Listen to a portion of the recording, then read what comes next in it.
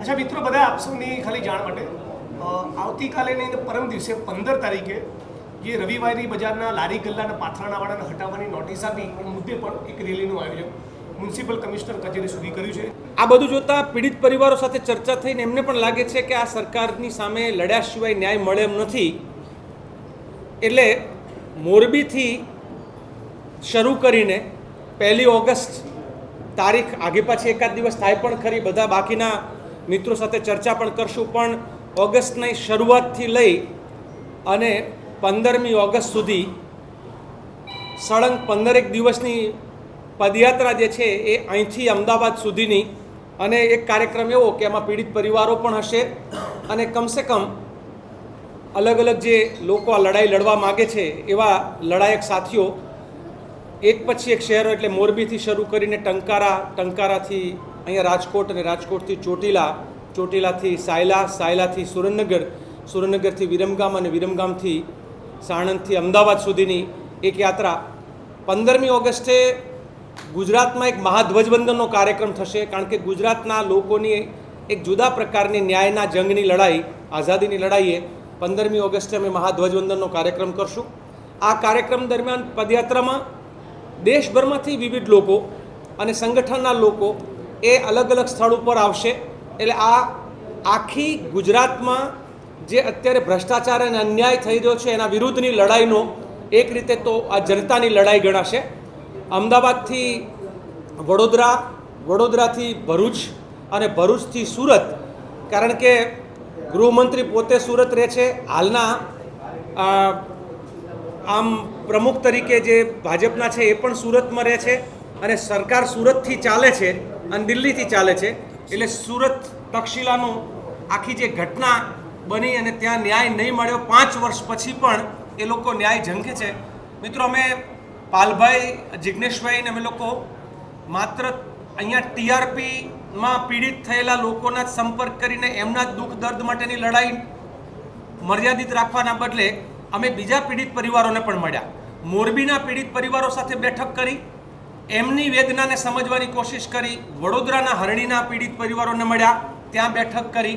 તક્ષશિલાના પીડિત પરિવારો જે છે એને મળ્યા। બધાની એક જ વાત આવે છે કે અમને જીવતા જીવ ન્યાય મળે, અમે જીવીએ છીએ ત્યાં સુધીમાં ન્યાય મળે, ન્યાય આવશે કદાચ અમે નહીં હોય અને આરોપી પણ નહીં હોય, ના ફરિયાદી હોય ને આરોપી હોય, તો આવો ન્યાય લઈને શું કરવાનું, એટલે આખી ફાસ્ટ ટ્રેકની માંગણી આપે જોઈ કે વાત મૂકી છે, એટલે ઝડપથી ન્યાય, સાચો ન્યાય, પીડિત પરિવારોના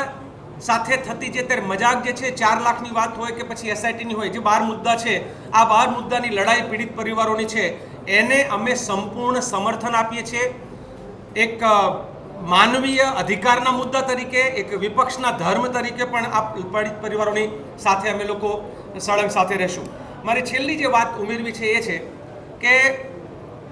ગુજરાતના તક્ષશિલાના કે પછી વડોદરાના હરણીકાંડના કે મોરબીના પુલની અંદર જેને પીડિત પરિવારને એવા અનેક બીજા કાંડ, ક્યારેય મુખ્યમંત્રીએ આ પીડિત પરિવારોને પોતાના કાર્યાલય બોલાવીને એની સાથે વાત કરી હોય ને સંવેદના પ્રગટ કરી હોય એવું પણ નથી બન્યું, પરંતુ રાજકોટની ટીઆરપીના પછી એ સફાળા જાગવાનું કારણ એમને ખબર પડી રહી છે કે ધરતી સરકી રહી છે, રાજકોટની જનતા ભાજપાનો અસ્વીકાર કરી રહી છે, રાજકોટનું મીડિયા, રાજકોટની જનતા જે રીતે બંધ પાડવાથી લઈને બધામાં સક્રિય ભૂમિકામાં રહ્યા છે, એ જોતાં ગુજરાતના મુખ્યમંત્રી અને ભાજપને એવો અંદેશો છે કે આવનાર સમયમાં જમીન સરકી જાય એ પહેલાં, પાણી પહેલાં પાળ બાંધવાનો, એટલે માત્ર સાંત્વન આપવા માટે એમણે બોલાવે છે। આપણે આશા રાખીએ કે ગુજરાતના બધા જ પીડિત પરિવારોને ન્યાય મળે અને ન્યાયની લડાઈમાં આપ સૌનો સાથ મળે। મને વિશ્વાસ છે અમારા નેતા ઉપર કે જ્યાં જ્યાં અન્યાય હોય છે ત્યાં એક રાહુલ ગાંધી, આ દેશમાં એક એવો અવાજ છે કે મણિપુરથી જો મુંબઈ સુધીની ન્યાય યાત્રામાં રાહુલ ગાંધી આખા દેશનો અવાજ બન્યા। મને પોતાને પણ વિશ્વાસ છે કે એ આમંત્રણ આપવાની જરૂર નહીં પડે, સામેથી એમ કહેશે કે આવી કોઈ ન્યાય યાત્રા હોય તો હું એનો હિસ્સો બનીશ, એ રાહુલ ગાંધી આવશે એવું મને ખાતરી છે। તારીખ તો અત્યારે નક્કી નહીં, આ 1 થી 15ની વચ્ચેની જે યાત્રા છે એમાં ચોક્કસ જગ્યા ઉપર અને દેશભરમાંથી નેતાઓ આવશે, એટલે આપણે એવી કોશિશ કરીશું ગુજરાતમાં કે ગુજરાતમાં નિરંકુશ બનેલી સરકાર, એને એમ છે કે અમારી પાસે જેમ પેલી 56ની છાતી, એમાં 156નો જે પાવર છે એમનો,